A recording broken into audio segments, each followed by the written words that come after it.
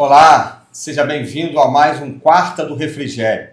Nesse episódio nós vamos tratar sobre um assunto muito importante e para isso eu estou aqui do lado da minha linda esposa e também nós estamos, Tati, com um casal muito especial convidado nesse momento. Sim, e nós iremos falar hoje de um tema de muita relevância para as famílias e casais e nós trouxemos aqui esse casal topíssimo, Aline e Leonardo. Se apresentem para nós.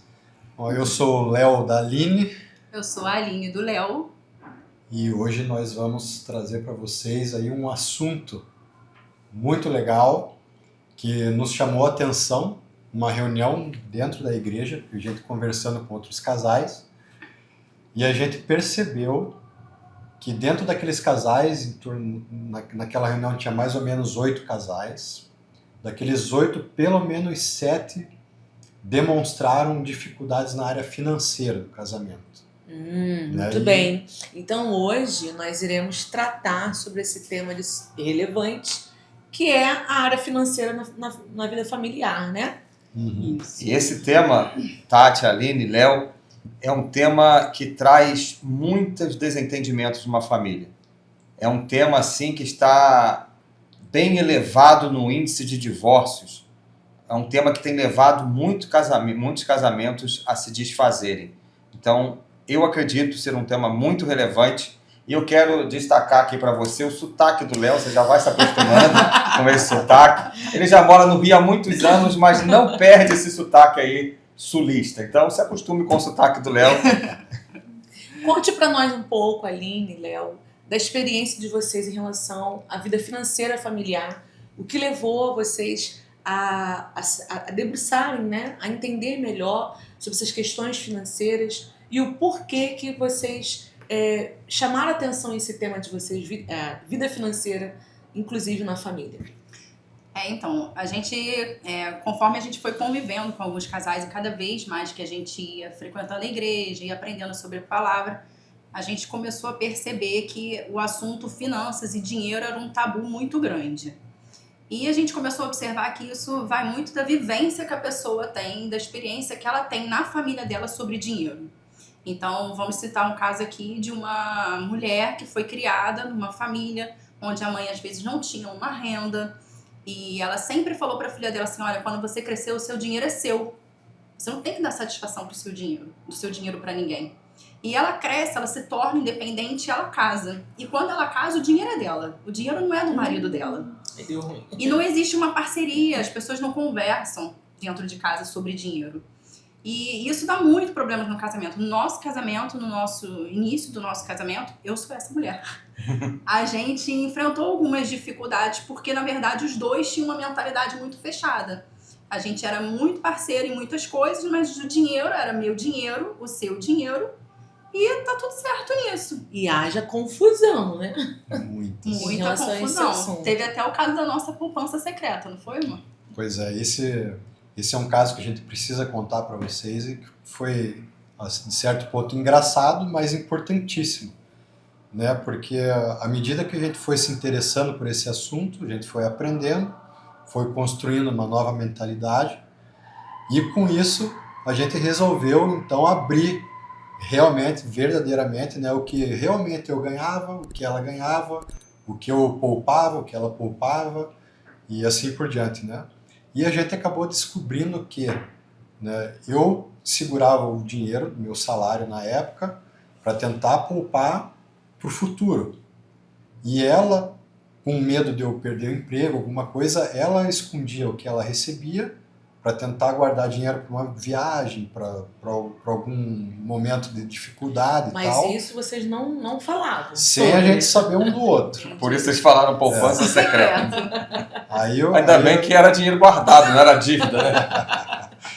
Quando a gente resolveu abrir as finanças um para o outro, a gente descobriu... Que vocês estavam ricos. Não ricos, mas então. assim... Na época, dificilmente a gente passaria pela dificuldade que a gente estaria imaginando, né? E as duas rendas em conjunto, aí elas puderam trazer para a gente um conforto maior. Tanto poder fazer uma renda financeira, uma viagem, mais tranquilidade, com a cabeça no lugar, etc. Né? É interessante, né, amor, que quando esse assunto é falado entre os casais e família, dá confusão mesmo. Com certeza. Né? E a pessoa ela não consegue achar um ponto de equilíbrio. Né? E eu gostaria de saber em que momento foi em que vocês decidiram conversar. Porque até então cada um estava com a sua poupança secreta. Mas houve algum evento para vocês resolverem conversar sobre? Salvo engano, foi depois do Casados para Sempre, né? Enquanto a gente fez o curso Casados para Sempre. A gente fez o Casados para Sempre, ali a gente já começou a perceber que tinha que abrir algumas coisas, mas vamos deixar em oculto outras, né? E logo depois a gente fez um curso de finanças na igreja. Aí nesse curso de finanças, conforme as lições iam vindo, a gente ia, né, aprendendo e tendo que botar em prática, o que é um pouco doloroso. Falar de finanças é doloroso para algumas pessoas, para alguns casais. Eu trouxe até alguns dados aqui, porque como esse assunto, a gente convive com esse assunto há bastante tempo, a gente sempre aborda esse assunto com os nossos amigos e tal, inclusive quem não é da igreja. E eu fiquei pensando, será que isso afeta tanto os casais? Aí eu trouxe alguns dados aqui para vocês. 57% dos divórcios no Brasil têm origem em questões financeiras. Uma outra pesquisa do SPC revela que 46% dos casais brasileiros brigam por motivos financeiros e desses, 51% culpam o parceiro pelas suas dificuldades econômicas. Segundo o Serasa, 62% dos casais afirmam que as dívidas impactaram negativamente a relação afetiva, gerando estresse, insônia e afastamento. Então, isso é um assunto muito delicado no nosso ciclo. A gente já viu casais se separando por... a gente tem objetivos financeiros diferentes, objetivos de vida e financeiros diferentes. E, gente, como que chegou nisso? Como que isso não foi falado no namoro, isso não foi falado no noivado? Como um casamento durou anos com esse problema financeiro, isso nunca foi conversado. As pessoas não conversam sobre isso, elas vão levando. E eu penso, Aline e Léo, que um fator importantíssimo para essas divergências está na visão diferente do dinheiro. Como vocês mesmos narraram aqui, a Aline foi instruída de uma maneira, o Léo foi instruída de outra. E ali cada um quis colocar em prática dentro do relacionamento conjugal aquilo que ele recebeu de instrução. No caso de vocês, ambos estavam desejando poupar. Ambos queriam guardar o dinheiro. Mas nós sabemos, e existem muitos casais que ou o marido ou a esposa, uma das partes, pensa no futuro, pensa na possibilidade de poupar o dinheiro, e o outro lado não. O outro lado quer curtir a vida, quer gastar, falta um certo equilíbrio. E também uma outra questão dentro dessa visão do dinheiro, independente do valor que a pessoa ganhe, é possível sim separar uma parte da renda para guardar. É possível sim ter um fundo de reservas dentro da família.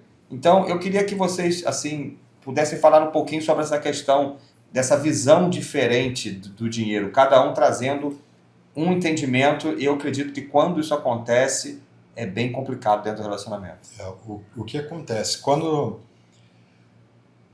a gente cresce dentro de uma família, por exemplo, eu tive os meus pais e os meus irmãos. Né? Eu tenho 2 irmãos, sou o filho do meio. Meu irmão mais velho tem uma maneira de lidar com esse assunto. Meu irmão mais novo, outro. Uma pessoa, um gasta mais, outro segura mais. E cada um vai fazendo o seu caráter à medida que vai crescendo, que vai trabalhando, vai chegando as finanças na mão, a pessoa não sabe o que fazer. Uns optam por ter e ver tudo acontecendo, e a pessoa quer ter simplesmente, né? Sem uma responsabilidade.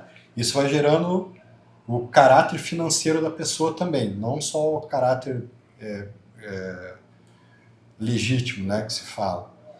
Mas assim, aí a minha esposa, comecei a namorar, a gente fala pouco sobre isso, as pessoas falam um pouco no namoro, no noivado, e deveria ser totalmente ao contrário, já desde o namoro, no noivado, antes de casar, já ter uma conversa sobre essas coisas, para ver se a visão financeira é a mesma. Né? Se conversar no namoro, não vai para frente. Outra coisa que acontece é o seguinte: antigamente, mais os homens trabalhavam fora e as mulheres dentro de casa. Né? Com o passar das gerações, as mulheres foram entrando dentro do mercado de trabalho e tendo sonhos diferentes, ambições fortes, né, que às vezes atrapalham a vida financeira do casal. Né? Em que sentido? O homem mais antigo não aceitava que a mulher ganhasse mais ou que até mesmo trabalhasse. Né? Ele tinha que ser o provedor do lar e fazer a família dele andar sozinho, trabalhando fora. E aí a mulher simplesmente cuidava em casa, dentro de casa. Com a mulher saindo, entrando no mercado de trabalho, as coisas começaram a se complicar nesse sentido dentro dos casamentos. Né? E hoje a gente vê muita briga em relação a assim, poxa, minha esposa não pode ganhar mais do que eu. O homem se sente mal com isso e às vezes causa uma separação por causa desse motivo, que deveria ser uma alegria. Né? Poxa, minha esposa ganha mais do que eu tenho uma honra de ter isso ao meu lado. Entendeu? Deveria ser um pensamento assim, mas a gente não vê isso. É porque hoje, Léo, a gente tem percebido que muitos casais estão vivendo uma competição dentro do lar. Também. Se um casal ele tem uma unidade, se um casal vive em cumplicidade, vai ser maravilhoso, porque eles vão entender que a renda é única da família. Mas quando há uma competitividade dentro do lar, aí o caminho a seguir é esse aí. Uhum. É o meu dinheiro e o seu dinheiro. E a gente sabe que não deve ser assim. Mas eu acredito também, ali, Léo, que além dessa competitividade, né, a sensação que tem, o Léo muito bem falou aqui, que antigamente o homem, né, ele era que tinha... O provedor, né? A renda maior, ele que trabalhava, então ele tinha aquele controle, né, de quem vai gastar o que vai ser o quê. Então quando entra essa questão da mulher vir, né, para essa questão do próprio trabalho, ter a sua renda própria, né, e entra, parece que é aquela guerra, quem vai mandar agora no dinheiro, né? Não, eu não vou falar pro Léo, não vou falar pro meu marido quanto que eu ganho, para ele não querer se envolver e me evitar de certas coisas. Isso é um grande E erro, né? assim, vice-versa, né? E aí tem aquela questão, mas eu trabalho, eu tenho que ficar dando satisfação, eu tenho que unir as finanças. Então, o que pode ser feito, Aline, dentro dessa realidade, a mulher trabalhando fora, o homem trabalhando fora, independente, né, de quem ganhe mais ou quem ganhe menos, como que pode ser feito essa divisão em relação a finanças? Qual é a melhor maneira, né, de encontrar um ponto de equilíbrio para que o casal não tenha, e a família, né, que ainda tem os filhos, quando entra os filhos, não tenha mais isso como uma questão? Então, isso que você falou, que a gente está comentando sobre omitir o outro, isso tem um nome. O nome disso é infidelidade financeira. E isso existe muito. Tanto das pessoas omitirem quanto ganham. Se você omite quanto você ganha, é uma infidelidade financeira. Até boas intenções se tornam infidelidades financeiras. E vou dar um exemplo para vocês. Existem homens que poupam dinheiro pensando se um dia ele se for, a família estará segura. Só que esse homem não conta pra ninguém que ele guarda dinheiro. Ele só guarda. Ninguém tem a senha. E quando esse homem se vai, a família não tem acesso a esse dinheiro. A gente ficou sabendo de um caso em que a família demorou 2 anos para ter acesso ao dinheiro que ele, por uma boa ação, ficou a vida inteira juntando. Então ele teve uma atitude nobre, porém ele não falou aquilo para a família. Então ele achou que ele estava fazendo bem. Mas no final a família passou por dificuldade por 2 anos por não conseguir ter acesso ao dinheiro, porque teve que entrar por vias judiciais, enfim. Então foi muito complicado. E uma surpresa, você descobre às vezes que seu marido, você passava uma vida de privação, seu marido não te levava para jantar fora, nunca tinha dinheiro para nada, e de repente ele juntava tudo isso e você não tinha acesso, e quando ele morre você também não tem acesso, você passa por dificuldade. Então o nome disso é infidelidade financeira. Então eu acho que a primeira coisa para mudar são os casais mudarem a sua mentalidade. Em Amós diz, poderão os dois andarem juntos se não estiverem em acordo? Então, o acordo, ele não tem que ser em todas as áreas da sua vida, menos a financeira. Ele tem que ser, inclusive, na área financeira. Então as pessoas precisam, os casais precisam mudar a mentalidade, sentar, conversarem, orarem, porque às vezes vai ser uma conversa difícil, às vezes é muita coisa que tem que ir por debaixo do tapete. Sim. E às vezes, Aline, a pessoa está ou o marido ou a esposa está escondendo algo já há muitos anos e vai sempre fugindo dessa conversa. Fugindo. E é muito difícil.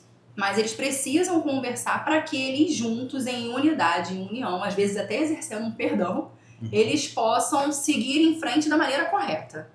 E qual é a maneira correta? Lá em casa, o Leonardo é uma pessoa mais organizada do que eu. Então, o primeiro passo que eu tive foi reconhecer. Falei, então tá bom, você é uma pessoa mais organizada, não de controle, de ser controlada, né? Mas de ser organizado mesmo em tudo. Eu falei assim, então a nossa vida financeira você administra. O Leonardo é o homem das planilhas, então ele faz planilha para absolutamente tudo. No início ele me chamava, montava uma planilha e eu sentava muito contrariada, mas eu ficava revoltada, eu falava assim, tô perdendo meu tempo de vida olhando essa planilha. E ele, não, mas tem que fazer. Aí eu, tá bom. Depois, naturalmente, a gente fala assim, como é que tá a planilha? Como é que a gente foi esse mês? Mas acho que ele consegue falar melhor sobre como que é na prática. O que acontece? Com o capitalismo hoje, as pessoas têm aquela vontade de ter coisa. Quero ter um carro melhor, quero ter uma roupa melhor. A mulher gosta de fazer o cabelo, as unhas e tal. Isso acaba gerando, de certa forma, um conflito financeiro dentro do lar. Principalmente quando o casal tem dificuldades financeiras, né? Salário baixo, né? Com a inflação alta e tal, isso acaba corroendo o poder de compra, né? E o controle financeiro, feito com diligência, feito certinho, ele mostra muito claramente para onde o casal está indo financeiramente. Então é como se fosse um alerta. Se continuar com esse gasto, vocês logo vão ter problema. Se estão com o nome limpo hoje, daqui 3 meses vocês vão estar com o nome sujo se continuar nesse ritmo. Não se policiarem para alguns gastos, né? Então, como conselho prático, assim, falando da vida prática financeira, o casal deve sentar, nem que seja no caderninho, no lápis, mas começar a colocar todos os gastos diários, desde o pãozinho da padaria até o aluguel do apartamento. Você sabe, Léo, que eu costumo fazer isso, principalmente nas viagens. E aí eu crio um grupo entre eu, a Tati e o Gabriel, e aí naquele grupo a gente vai lançando os gastos daquele dia, pra gente ter uma noção do que está acontecendo. Aí eu falo, hoje a gente exagerou, amanhã nós temos que ser mais comedidos. É o dia a dia que é importante. Isso. Uma vez num curso de finanças que eu fiz pela Fundação Getúlio Vargas, lá o professor falava o seguinte, não é o valor maior que vai te levar a uma crise financeira, são os pequenos valores que vão se unindo e acabam se tornando um volume maior. Porque quando a gente, por exemplo, está para fazer uma compra, que aquela compra vai ser um valor mais expressivo, a gente pensa, repensa, mais um lanchezinho ali, a gente vai e faz, compra uma coisa aqui, outra coisa para lá, é só R$10, é só R$15, é só 20. Passa no cartão e pronto. Hoje em dia tá tudo tão caro que é só 100, é só 70. Um exemplo claro, né? Se você tem uma família de 4 pessoas e todo dia você compra pão francês, R$1 cada pão, 4 de manhã, 4 de tarde. Um exemplo simples. Se é adolescente, não se come só um pão. Falando assim, uma pessoa normal. Você gasta R$8 ao dia, vezes 3, R$240 no mês de pão francês. Se você multiplica para o ano, queijo, né? O pão doce, que às vezes, né? A gracinha, o chocolatinho, não sei o quê. Então, a planilha te mostra perfeitamente aonde você está exagerando. E hoje nós temos também muitos aplicativos, né? Também, sim, vários aplicativos que facilitam a vida. Mas assim, o ideal é ser bem Caxias no começo, por mais chato que pareça, porque depois você vai amar a planilha. Vai amar porque ela vai te dar a direção correta do que está acontecendo na vida de vocês, como casal. E não só como casal. Você comentou do Gabriel, seu filho, né? Nós temos 2 filhos. E quando a chapa está esquentando, a gente está vendo que o nosso dinheiro não vai dar, Senta-se os 4 e mostra, por menor que ele seja. Ó, tá acontecendo isso, papai não vai conseguir fazer tua festinha de 15 anos, sei lá onde era teus sonhos, porque não vai dar, financeiramente falando, e explica para a criança, porque elas entendem, colaboram, né, com os gastos, e não vai ter McDonald's toda semana e assim por diante, entendeu? Eu acho que uma coisa também, não importante, com relação aos filhos, nós darmos a eles uma mesada. Mesada. E a partir dali ele consegue administrar aquele valor, ele consegue aprender a administrar os recursos dele.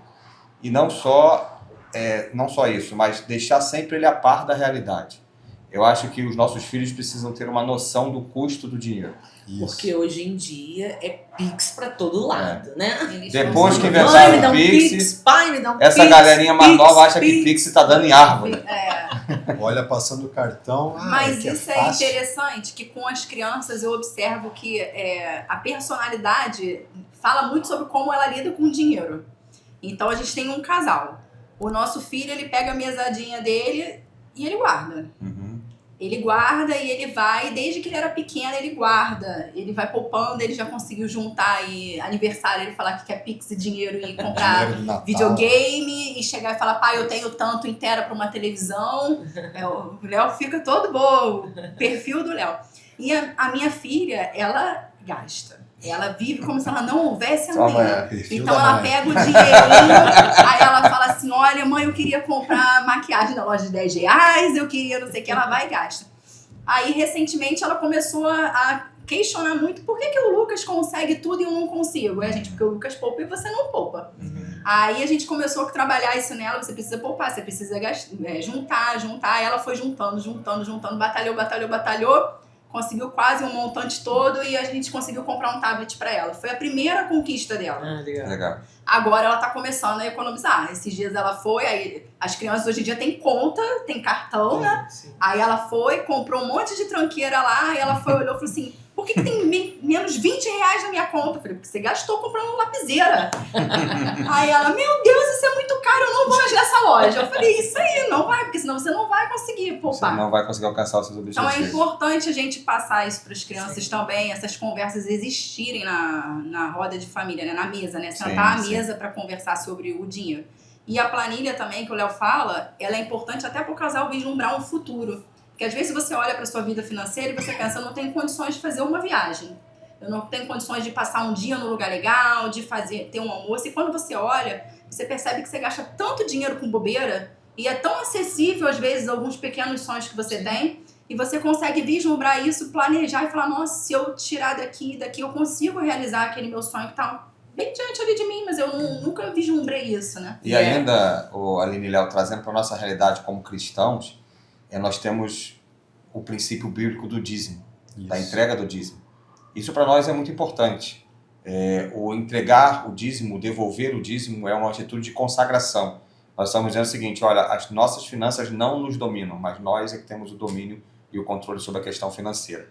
Dentro dessa questão, é importante também nós destacarmos que um casal, quando ele tem essa disciplina, a família tem essa disciplina da entrega do dízimo, entra também ali a bênção do Senhor. A Bíblia fala sobre isso. A Bíblia fala, trazei todos os dízimos da casa do tesouro e fazei prova de mim. É um texto lá de Malaquias que fala sobre isso, que nós podemos fazer prova. Então, nós como casais cristãos precisamos levar muito a sério essa questão do dízimo e ensinar os nossos filhos também com relação a esse assunto muito importante para a nossa família. E quando a Aline fala questões de sonhos, né, realizações, é possível sim ter a casa própria, ter o carro próprio, né? É possível sim. Planejamento. Às vezes parece ser uma utopia, né? Mas é tão bom quando a família, ela senta, o casal senta e conversa sobre o futuro. O que nós queremos? Não Como é família, simplesmente olhar a minha maneira de viver. Eu quero isso, a Tatiana quer aquilo, o Gabriel quer aquilo outro. Não, é claro que existem os sonhos pessoais, mas também tem um sonho em família, Sim. né? Como que nós podemos vislumbrar esse nosso sonho? Às vezes é algo Tornar próprio, real, às vezes é uma viagem dos sonhos, né? Poxa, então a gente precisa fazer que tipo de planilha, organização, né? Porque fulano de tal está viajando porque tem condição, ele tem dinheiro. Não é simplesmente assim, basta nós Ele é mais planejarmos. organizado só que você. Exatamente. E se nós não planejarmos, nós não chegaremos a lugar nenhum. Isso. E isso é tão bom quando você estipula metas, né? Metas Estipulas ali, olha, acessíveis que possam ser exatamente, cumpridas. a curto, médio Médio e e longo longo prazo, prazo. né? Ah. Isso é Isso se perfeito. chama planejamento. E Exatamente. para o planejamento ser executado, nós precisamos de sabedoria. Sim. Precisamos pedir a Deus sabedoria. Há pessoas que ficam assim, querendo muito aumento salarial. O aumento salarial é uma maravilha, mas um aumento salarial numa vida de uma família que ninguém tem sabedoria para administrar os recursos, não vai Não adiantar de adianta nada. de nada. A gente, falando sobre isso, a gente começa a entrar num assunto que está dentro das finanças financeiras, que é a mordomia. Né? Mordomia são vários podcasts aí que a gente pode fazer também. Né? Mas dentro da mordomia está isso que você falou agora. Né? Se a gente quer ter um salário maior, né? Como se Deus falasse para a gente assim, meu filho, se prepara primeiro. Né? Tenha uma estratégia, tenha sabedoria junto com a tua família, porque se eu te abençoar no muito, talvez você perca isso que eu te dê. Então isso é uma coisa assim que está bem forte na palavra de Deus e está forte no meu coração, porque eu sempre oro assim para Deus. Deus, que eu possa aumentar o meu dízimo, não o meu salário, não o que chega na minha mão. Porque, assim, eu me preparando, estudando, fazendo com diligência as minhas coisas, né, com sabedoria, junto com a minha família, eu vou estar apto perante os olhos de Deus de receber mais. E eu vou estar honrando Ele, assim como honrando Ele no pouco e honrando no muito. Sim, exato. Né? Então, Ser fiel sobre o pouco e sobre o muito, isso eu te gera muito colocarei. assunto aí, mas resumidamente falando é isso, né? Sim. Léo e Aline, vocês têm falado muito sobre uma palavra importantíssima, que é a diligência. E aí dentro dessa palavra-chave, que é a diligência, como então nós termos uma vida financeira equilibrada? Que dicas práticas assim, vocês já falaram a questão da planilha, vocês já falaram a questão do planejamento, mas o que nós podemos deixar aqui de ensino para todos aqueles que estão nos acompanhando sobre uma vida financeira equilibrada? Porque eu acredito que essa seja o desejo de todos nós, ter Isso. uma vida financeira equilibrada. Eu acho que a primeira coisa é sentar, conversar com sinceridade, né? Abrir tudo que envolve esse assunto para o parceiro, né? E você ter a diligência e a sabedoria de ver o que o parceiro também precisa, né? As necessidades básicas da família. Né? Eu não vou comprar um tênis que eu não estou precisando, sendo que a minha esposa está precisando de uma roupa, de um sapato diferente. Mas elas porque o dela sempre já tá precisam, acabando. Léo, de sapato, Esse é um gasto roupa eterno, e fica pra bolsa. outro podcast. Elas sempre vão precisar disso, não tenha Por isso- dúvida. Por isso que vem a sabedoria. Não, mas assim, de forma prática, aquilo que a gente falou. Primeiro, sentem, conversem, abram a vida financeira de vocês de forma transparente um com o outro, o que está em oculto que seja revelado, que seja dinheiro, que seja dívida, o outro precisa saber. Esperamos da que vida. o que seja revelado seja uma poupança, né? Que uma não seja bênção uma misteriosa. dívida, uma herança, quem sabe, né? Glória. E que seja algo assim. Ver a forma prática como vocês podem organizar a vida financeira. Para alguns, fazer uma planilha é uma coisa super prática, para outros já é um bicho de 7 cabeças. Vocês anotem. Quem gosta de tecnologia, baixa um aplicativo. Comecem. Mas não comecei perfeito. Só começa, depois vai melhorando, vai aperfeiçoando. Conversem sobre as metas de vocês, os sonhos, o que cada um quer fazer. Aqueles sonhos que vocês já podem começar a realizar. Às vezes um quer fazer um curso, investir nos estudos, o outro quer viajar. Então vocês têm que sentar e chegar num acordo. Tudo tem que ter um acordo. Vocês precisam chegar num acordo sobre como farão, quando farão. Quem tem filhos, envolva os filhos de vocês nas discussões financeiras. Às vezes é necessário descer um degrau. Às vezes, quando você senta, faz as contas, você percebe que aquele aluguel não cabe no seu bolso, que aquela escola do seu filho não cabe no seu bolso. E são coisas que doem. Você, às vezes, reduzir um pouco o seu padrão, você descer um pouquinho, mas você desce um degrau para você se estabilizar e você subir muitos outros depois. Hoje em dia é muito complicado isso, porque a gente vive numa cultura tão de ostentação, principalmente com o Instagram. Aquilo que a Tati falou, a sensação é que todo mundo viaja, todo mundo é rico e eu sou pobre, quem tá do outro lado, né? Não, mas eu não consigo nada. E isso gera muitos problemas, que aí, dependendo do perfil da pessoa, ela fala, eu quero ter, eu também quero viajar, eu também quero ir no restaurante, eu também quero isso, também quero morar bem. Sem propósito. Eu quero trocar todos os meus móveis e tal, e a pessoa não consegue, não tem propósito nisso. Então, a gente precisa ser pé no chão também, deixar, às vezes, se for necessário, deixe as redes sociais de lado, viva a sua vida, aquilo que Deus tem pra você ali no momento, para que vocês possam fluir de maneira natural, para que esse assunto seja natural também na vida do casal, para que não seja um tabu, para que um fale com o outro abertamente, para que eles conquistem tudo que tem para conquistar. Né? E uma coisa importantíssima também, né? Se o casal já tem dívida, né, hoje, Léo, tô cheio de dívida, tô cheio de problema, como é que eu vou resolver isso? Primeira coisa, procure ajuda de quem conhece, de quem sabe. Se você não tem habilidade financeira, é importante pedir ajuda. Não tenha vergonha, porque quanto mais o tempo passa, pior a situação pode ficar. Sim. Então, o casal que já tem dívida, né, procure primeiro cortar os gastos desnecessários dentro de casa. Eu tenho uma TV a cabo, só que, cara, realmente você precisa da TV a cabo hoje? Não, você pode cortar. Corta tudo que é de extravagância, diminui as saídas. E aí é importante destacar, independente do valor, corte. Independente do Porque valor. Porque o pessoal fala assim, mas é só R$100. 100 ali, 50 aqui, 40 aqui. Quando você vê, você está poupando quase R$500 de bobeira, que pode pagar a sua dívida hoje. Né? Então, se tiver mais de uma dívida, paga que está com maior juro primeiro. Aí você vai renegociando as outras com juro menor. Procura o gerente do banco para renegociar. Nem sempre ajuda, mas é uma tentativa, você precisa demonstrar que você quer resolver o problema. Tá? Mas aí é um outro, já entra num outro campo com mais detalhes. Aí é a tua ajuda que vai ser necessária aí. E quando você fizer esses pequenos ajustes, você vai ver a tua vida financeira começar a mudar, literalmente falando. Né? E você vai perceber que aquele pouquinho que você fez hoje, daqui a 6 meses vai fazer muita diferença. Aí você vai começar a entender o que a palavra de Deus fala sobre isso tudo. É importantíssimo mesmo. Muito bem. Perfeito.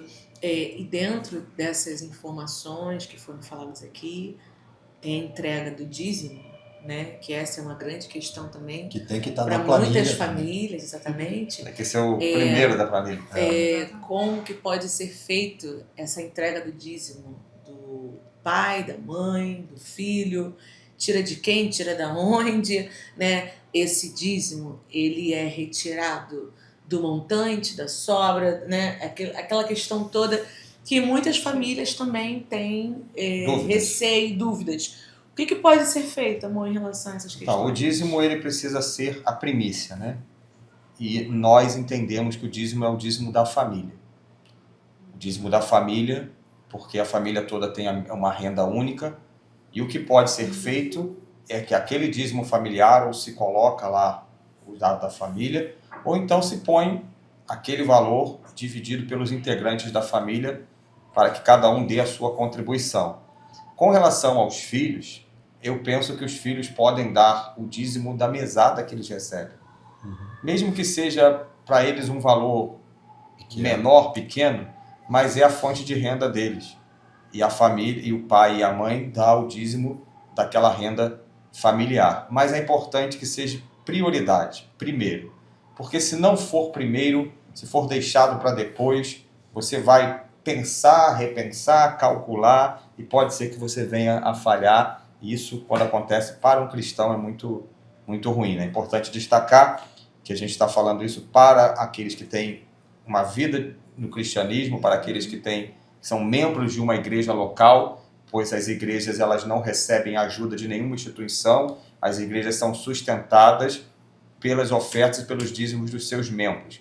As igrejas precisam pagar todas as contas que cabe a uma instituição pagar. Algumas igrejas têm quadros de funcionários, então é importante deixar isso bem claro. Nós, como igreja, não recebemos ajuda de outras instituições, mas o que faz a igreja avançar é a fidelidade de Deus e a fidelidade dos seus membros, dos seus integrantes. E pelo que foi falado aqui, isso se chama princípios, né, Léo? Isso.